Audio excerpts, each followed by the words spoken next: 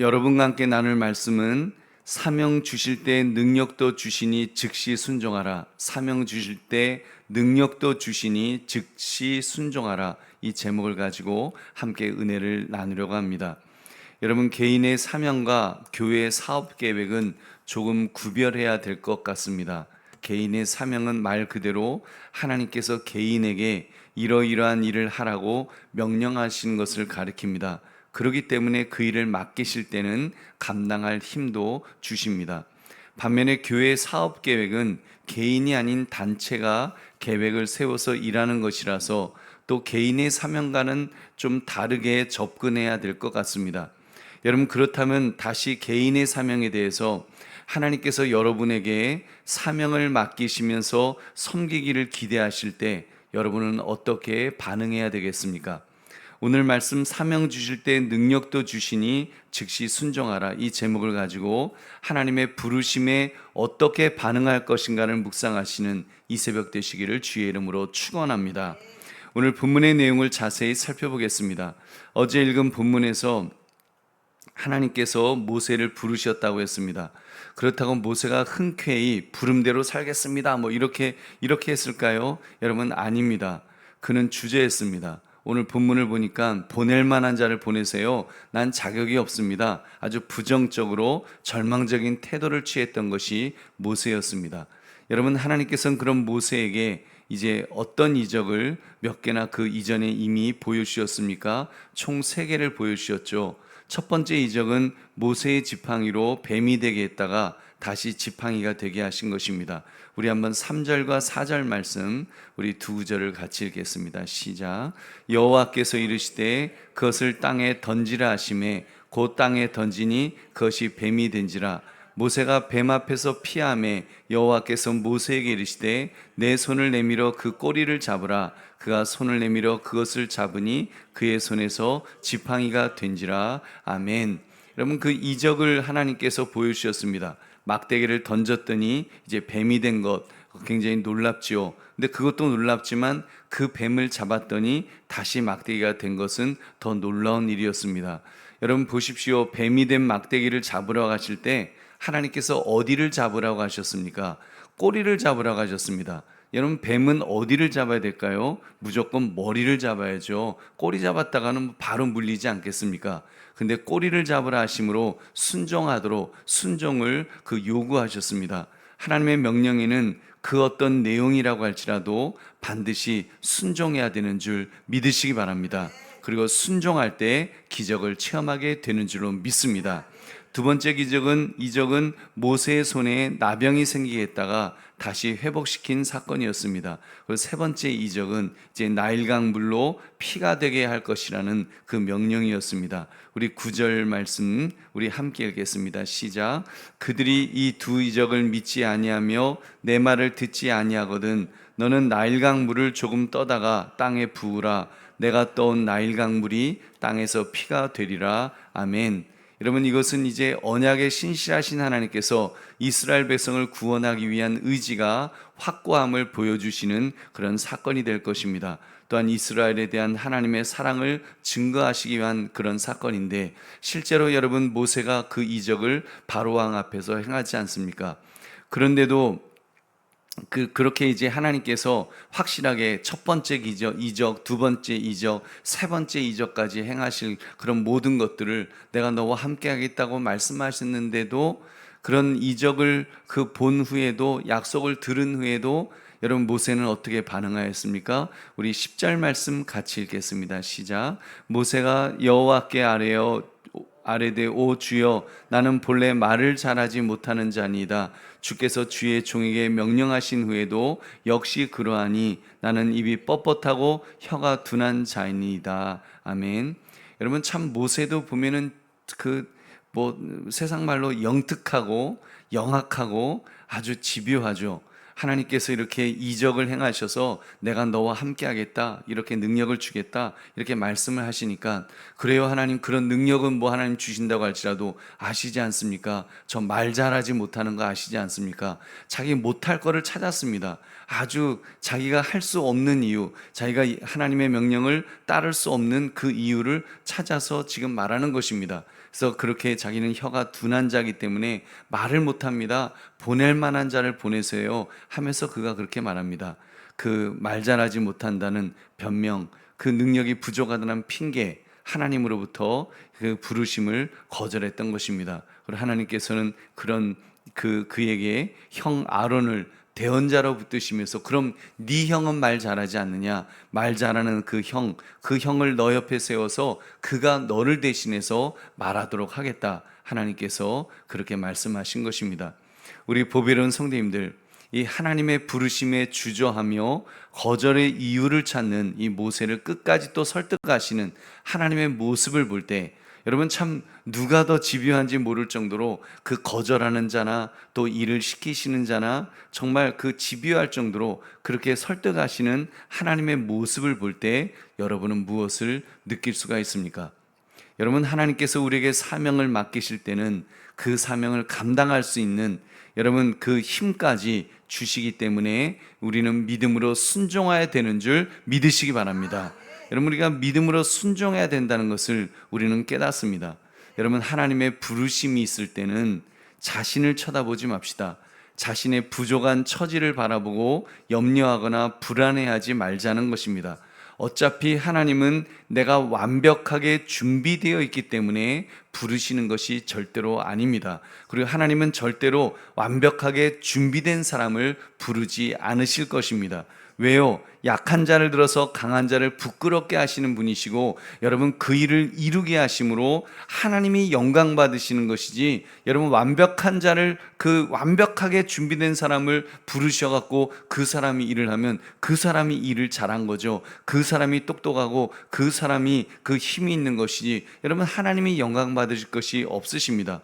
그렇기 때문에 하나님은 그렇게 일을 시키지 않으시는 줄 믿으시기 바랍니다. 어쩌면 그것이 하나님의 여러분 그런 영적인 원리인 줄로 믿습니다.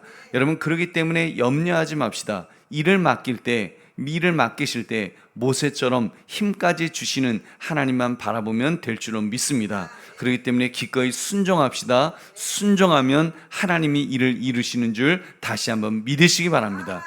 우리 보배로운 성도님들, 오늘 말씀을 나의 삶에 적용해 봅시다.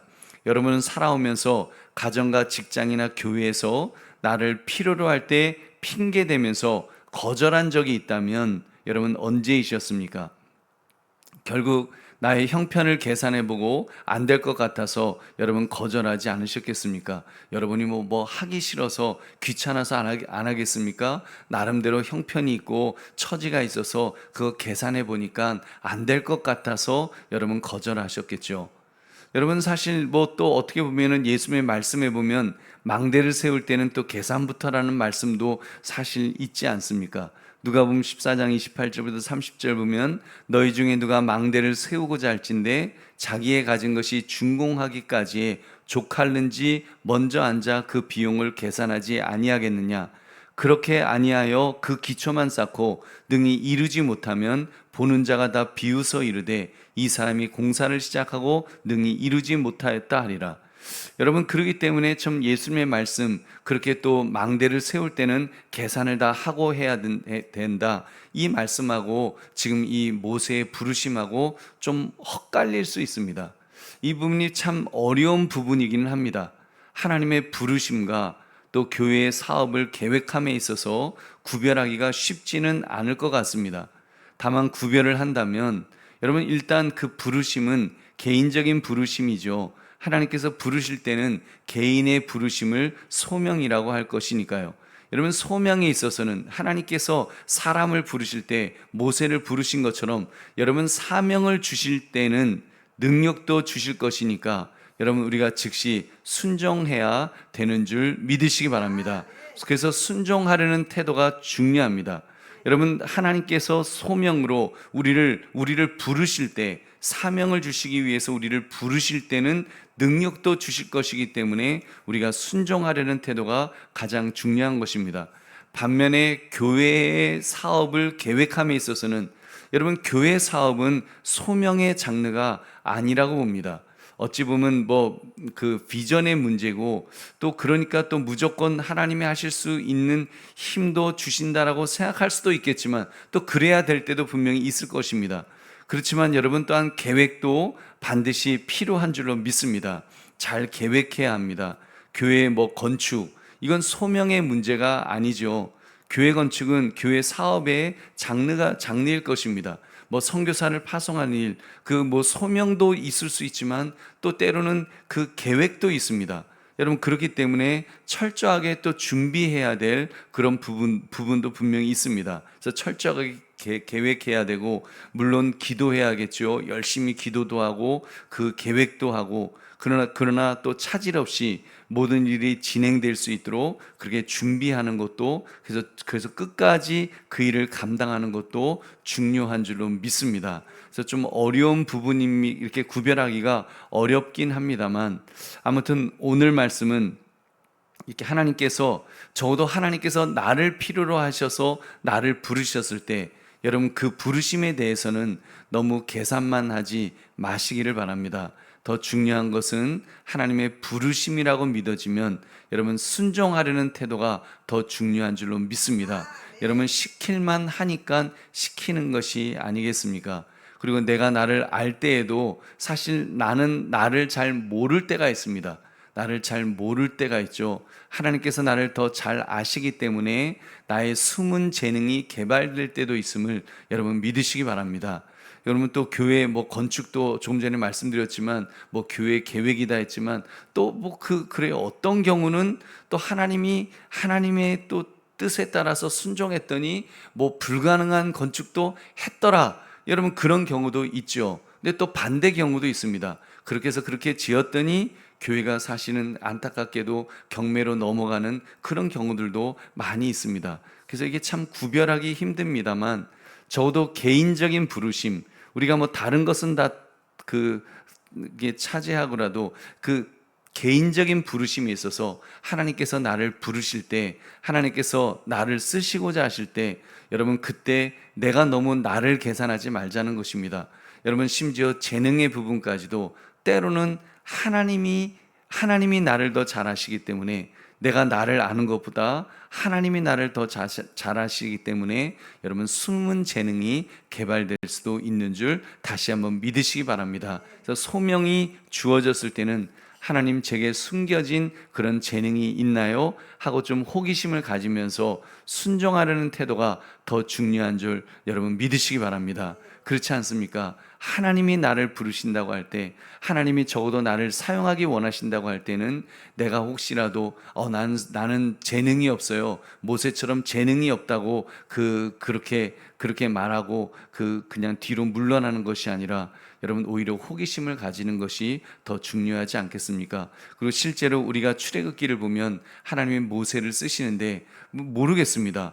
아론이 얼마나 잘했는지, 아론이 잘한 것보다는 아론이 얘 왜 세워졌나 할 정도로 잘 못하고 오히려 모세가 할 말 다 하지 않습니까? 여러분 하나님이 쓰시기를 작정하시면 쓰실 수 있는 줄 믿으시기 바랍니다. 그래서 정말 우리에게 중요한 것은 하나님께서 나를 사용하려고 하실 때는 우리는 무조건 순종해야 될 줄로 믿습니다. 순종이 제사보다 난 줄로 믿습니다. 순종하면 하나님께서 우리의 부족한 부분은 채워주실 줄로 믿습니다. 하나님이 붙들어 주실 줄은 믿습니다. 오히려 여러분 나는 말재주가 있기 때문에 나는 잘할 거야, 여러분 그렇게 목사로 세워진 사람 치고 잘하는 사람 못 봤습니다.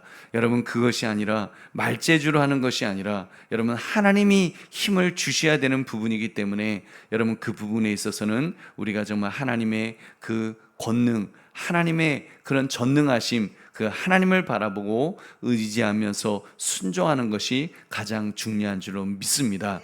그러므로 사명을 주실 때는 감당할 능력도 주심을 믿으셔서 오늘 말씀의 제목, 사명 주실 때 능력도 주시니 즉시 순종하라.